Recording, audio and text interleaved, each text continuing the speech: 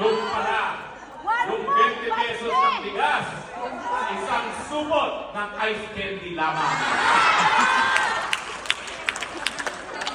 Hindi lang po yan.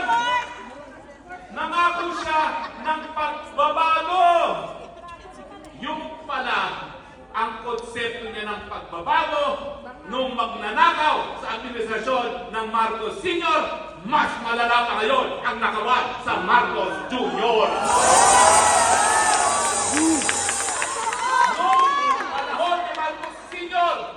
na napakalala ng panunupin sa karapatang pangtao, yung pala, mas malala ang gagawin dahil si Marcos Sr. nagdeklara ng martial law na ngayon po pwedeng ipawalang bisa ng hukuman at ng Kongreso. Pero siya, nag-implement, nagpatupad ng martial law na walang deklarasyon, ng walang kahit sino na